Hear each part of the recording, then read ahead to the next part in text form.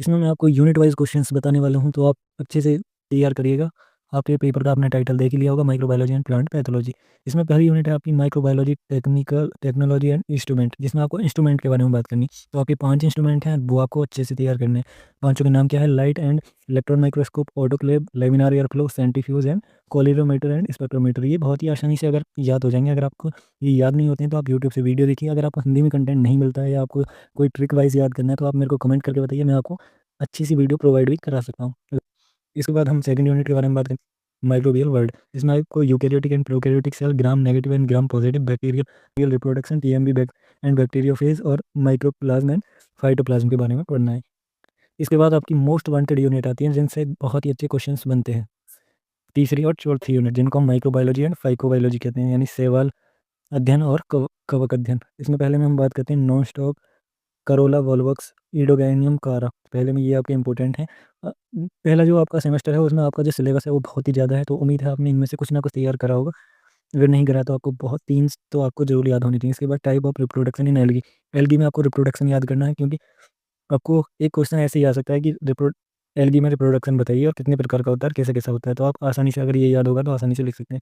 इसके बाद आएगा इकोनॉमिक्स इंपॉर्टेंट जो है वो आपको बताना है, economics important of algae, role of algae in soil. इसके बाद आती है फोर्थ यूनिट, जिसमें आपने पैरामीशियम, पेजाइजा, हेटेरोकैरियोसिस और पैरासेक्सुअलिटी, इसके बारे में आपको बात करनी है। जो आपकी ये फोर्थ यूनिट है, इसमें आपका जो पेजाइजा है ये आपका 2 बार लगातार पूछा गया है और पैरामीशियम लास्ट ईयर भी पूछा गया था। तो आपको अच्छे से तैयार करना है। पैरासेक्सुअलिटी जो है वो भी आपको अच्छे से तैयार करनी है, क्योंकि पैरासेक्सुअलिटी पूछी जाती है यूनिट के बारे में। Fifth unit micro mushroom cultivation and lichen mycorrhiza and reproduction. इसमें क्या होता है? मशरूम कल्टीवेशन आपको याद करना है, क्योंकि मशरूम कल्टीवेशन आपको शायद आपका जो माइनर में भी आपका मशरूम कल्टीवेशन है, तो आपको जो जो खाने वाले हैं, जो हमारे लिए एसेंशियल हैं या खाने वाले हैं, वो आपको उनके बॉटनिकल नेम वगैरह याद करने हैं। इसके बाद आपको लाइकेन के जो रिप्रोडक्शन है और माइक्रोराइजा का रिप्रोडक्शन जो है वो आपको देखना है। इसके बाद आती है प्लांट पैथोलॉजी। प्लांट पैथोलॉजी में आपको नॉक पोस्चुरेट याद करना है, Bordeaux mixture, lime sulphur, disease cycle. Disease cycle आपको मोस्ट वांटेड है, क्योंकि लास्ट ईयर पूछी जा चुकी है, तो लास्ट ईयर वाले रिपीट काफ़ी ज़्यादा होते हैं आपकी यूनिवर्सिटी में। तो आपको ये भी डिसीज साइकिल आपको पढ़ के जानी है। तो जो भी आप लॉन्ग में पढ़ें वो अच्छे से पढ़कर जाएँ, क्योंकि आप अगर थोड़ा बहुत छोड़ देते हैं तो वहाँ जाके आप भूल जाएँगे और उसे कर नहीं पाएँगे। तो बहुत अच्छे से और लिख के नोट करके याद करें, फिर उनके शॉर्ट नोट्स बनाएँ और उसे रिवाइज़ करते समय उसे लिंक करने की कोशिश करें कि मैंने क्या याद करा है। इसके बाद आता है हमारा 7th और 8th यूनिट, जिसमें आपको डिसीज़ एंड कंट्रोल याद करने हैं, जिसमें आपको early and late blight of potato याद करना है, black rust of wheat, citrus canker और red root of sugarcane, ये आपको याद करने हैं। जो आपने ब्लैक रस्ट ऑफ व्हीट में आपको पैरामीशियम वाला देखने को मिलेगा, पैरामीशियम नहीं, पेनिसिलियम पेनिसिलियम वाला कुछ देखने को मिलेगा। तो आपके ये दोनों क्वेश्चन कुछ-कुछ सेम हो जाएँगे, तो उसे आप लिंक करने की कोशिश कीजिएगा। इसके बाद जो आपकी 8th यूनिट है आपकी, इसमें आप bio polymers, bio indicators, bio sensors, bio medicines और ऑर्गेनिक फार्मिंग और बायो फर्टिलाइज़र, जो आपके ये जो पाँचों टॉपिक हैं, ये आपके जो लास्ट में जो टिप्पणी करने के लिए आते हैं ना, वो 15 नंबर वाले में, उसमें आपके ये वाले मोस्ट वांटेड रहते हैं, क्योंकि आपके और तो इसमें आपके में कुछ है नहीं शॉर्ट में देने के लिए या टिप्पणी करने के लिए, तो आपको ये दिए जा सकते हैं, तो आप इनको याद कर लीजिए। मैं आपको बताने वाला हूँ 20 क्वेश्चंस ही मोस्ट वांटेड क्वेश्चंस होंगे, जिनको आप पढ़ के जाएँगे तो गारंटी से कहता हूँ आपकी पेपर में कुछ भी छूटने वाला नहीं है।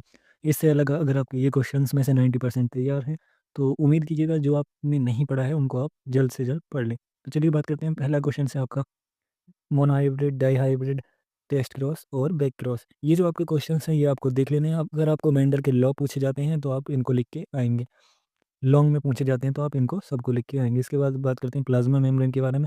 तो आप बुक में से ना पढ़ते हुए प्लाज़्मा मेम्ब्रेन को, मैंने आपको प्लाज़्मा मेम्ब्रेन कराई है, आप कोशिश कीजिएगा उसी में से आप नोट्स बनाएँ, क्योंकि बुक से आपको पढ़ने में थोड़ी तकलीफ़ हो सकती है। तो मैं जो भी मैंने वीडियो इसकी बना रखी है मैं उनको आपको डिस्क्रिप्शन में डाल दूँगा, उन वीडियो को आप देख सकते हैं, या फिर मैं ऊपर आई बटन में लगा दूँगा तो आप उन वीडियो को देख लेना। बहुत ही अच्छे तरीके से समझाया है उन पे। बहुत ही ज़्यादा अच्छा रिस्पॉन्स मिला था उनको। तो इसके बाद आइए एपोप्टोसिस, जो आपकी सेल मरने वाली होती हैं। उसके बाद टाइप ऑफ आरएनए, आरएनए की जो टाइप है इसका भी वीडियो बनाया हुआ है, तो आप उसको भी देख लीजिएगा।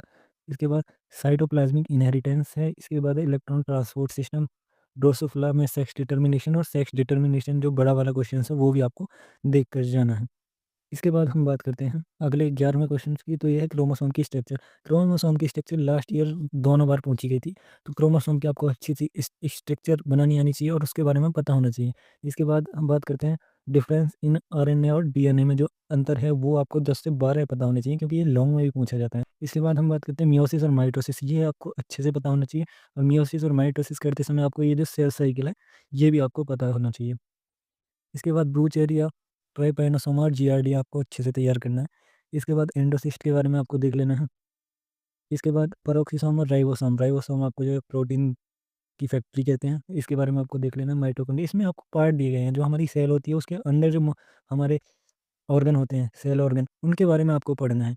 तो आप अच्छे से पढ़िएगा। और 2 क्वेश्चन आपको ये पूछे भी गए हैं, ह्यूमन कैरियोटाइप और पेडिग्री एनालिसिस, तो ये दोनों क्वेश्चन भी मोस्ट वांटेड हैं।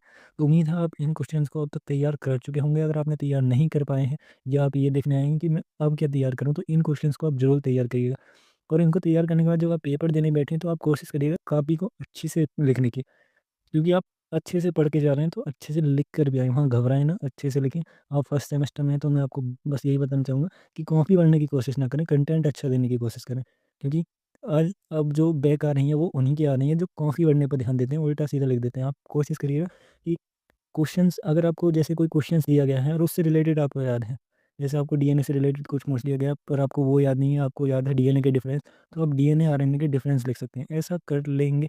पर ये नहीं है कि आपने डीएनए का क्वेश्चन पूछा गया है और आप ह्यूमन कैरियोटाइप बता रहे हैं, या फिर क्रोमोसोम पूछा गया है और आप उसमें राइबोसोम लिख रहे हैं, तो ऐसा कतई भी ना करें। अगर आता है तो करें पहले, अगर नहीं आता है तो उससे रिलेटेड लिखने की कोशिश करेंगे।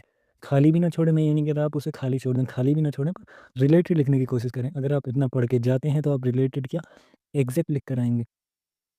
तो उम्मीद है आप अभी से तैयार करने की कोशिश करेंगे। अगर आपको कोई टॉपिक समझ में ना नहीं आता है तो आप मेरे को कमेंट करके बताइए, मैं उस पर बहुत ही सिंपल और हिंदी लैंग्वेज में और हिंदी नोट्स के साथ आपको प्रोवाइड कराऊँगा। अगर आप पीपीटी में बोलोगे तो पीपीटी में, अगर आप नोटबुक पे कॉपी पेन से बोलोगे तो मैं आपको वो भी बनाकर दे दूँ। हम यूनिट वाइज़ बात ना करके हम इनके बाद आपके 20 सबसे इम्पोर्टेंट क्वेश्चंस के बारे में बात करेंगे। तो पहला आपका फेज़न रूल, दूसरा हाइड्रोजन बॉन्डिंग, तीसरा कार्बोकैटायन जिसमें 1 डिग्री, 2 डिग्री और 3 डिग्री। इसके बाद कंप्यूटर के जो कंपोनेंट्स हैं, कंपोनेंट्स ऑफ कंप्यूटर है, ये आपको लॉन्ग में याद करना है। इसके बाद आइसोमेरिज़्म जो है, ये आपको ऑल टाइप आइसोमेरिज़्म याद करनी है और लॉन्ग में याद करना है ये भी आपको। इसके बाद ऑपरेटिंग सिस्टम, ये भी आपको लॉन्ग में याद करना है। इसके बाद आता है हमारा हाइब्रिडाइजेशन यानी संकरण। तो संकरण बहुत ही आसान टॉपिक है, ये भी आपको लॉन्ग में आ सकता है या 7.5 नंबर में आएगा ही। इंक्लूजन कंपाउंड आपको आएगा, ये आपका शॉर्ट में पूछा जा सकता है आपको, या जो आपके शॉर्ट में जो टिप्पणी करने के लिए आती हैं, 15 नंबर में जो 3 से 4 टिप्पणी करने आती हैं, उनमें ये आ सकता है। और इसके बाद है नो बॉन्ड रेजोनेंस, ये स्पेलिंग आप सही कर लीजिएगा अपने नोट, जब इन क्वेश्चंस को आप नोट करें तो इसमें लिखिएगा नो बॉन्ड रेजोनेंस। इसके बाद है स्लेटर रूल्स, ये आपके 10 क्वेश्चन। इसके बाद हम बात करते हैं 11वें क्वेश्चन की। 11वें क्वेश्चन में है चार्ज ट्रांसफ़र कॉम्प्लेक्स। इसके बाद है बाइनरी नंबर, बाइनरी नंबर आप सॉल्व करने पड़ते हैं, तो और थोड़ा-सा इसकी थ्योरी भी याद कर लीजिएगा, क्योंकि थ्योरी भी आप लिखेंगे तो थोड़ा अच्छा इफ़ेक्ट पड़ता है एग्ज़ामिनर पर, जो चेक करता है उस पे। इसके बाद बसपर थ्योरी और वैन डर वाल फोर्स, डाइपोल मोमेंट, ये आपका लास्ट टाइम भी पूछा गया था, बसपर थ्योरी और डाइपोल मोमेंट। इसके बाद आयोनाइजेशन एनर्जी, ये आपको लॉन्ग में याद करना है। और सब सारे पीरियोडिक टेबल में आपको आपको थोड़ा आइडिया ले लेना है कि आयोनाइजेशन एनर्जी का क्या चल रहा है। ऑक्सीडेशन स्टेट के बारे में थोड़ा सा देख लेना है, क्योंकि आपके में थोड़ा ब्लॉक भी हैं, तो उस हिसाब से आप थोड़ा आइडिया ले लीजिएगा। इसके बाद फॉर्मल चार्ज के बाद ये डी और एल और आर एंड एस वाला भी आपको देख लेना है। लास्ट यूनिट की अगर बात करें तो हम लॉगरिथम वाला, इंटीग्रेशन, मैक्सिमा और मिनिमा, ये आपके इसमें लास्ट यूनिट में 3 क्वेश्चन है। इंटीग्रेशन वाले जो क्वेश्चन है वो देख लीजिएगा, और मैक्सिमा और मिनिमा वाला जो आपकी डेरिवेशन टाइप है उसको आप देख लीजिएगा। ये है मोस्ट वांटेड क्वेश्चन, जो आपको पता है, जो आपको याद होने ही चाहिए। अगर आपके अब तक ये याद हैं तो इसके बाद आप जैसे इलेक्ट्रोफिलिक और न्यूक्लियोफिलिक आपको पूछा जाता है, कार्बीन्स, एरियंस और नाइट्रेन्स भी पूछा जाता है। और ये जो मैंने आपको नोट करके दिए हैं ये आपके मोस्ट वांटेड क्वेश्चन हैं, इनसे अलग ज़्यादा नहीं पूछा जाएगा। उम्मीद है आप इनको अच्छे से तैयार करेंगे। वो जैसे आपका इंक्लूजन कंपाउंड वगैरह हैं, ये इलेक्ट्रोमेरिक है, इंडक्टिव चार्ज है, ऐसे जो रहते हैं आपके मीज़ोमेरिक इफ़ेक्ट, इंडक्टिव इफ़ेक्ट, ऐसे क्वेश्चंस आपके शॉर्ट में याद होने चाहिए। इनको आप एक-एक बार देखोगे तो आपको याद हो जाएँगे। तो उम्मीद है आपको वीडियो बहुत ही ज़्यादा अच्छी लगी होगी। वीडियो पसंद आई तो वीडियो को लाइक करें, चैनल को सब्सक्राइब करें। जल्द मिलेंगे बीएससी फर्स्ट सेमेस्टर की सेकंड वीडियो यानी बॉटनी और जूलॉजी की वीडियो में। तो तब तक के लिए good bye. Thank you, thanks for watching, like, subscribe and share.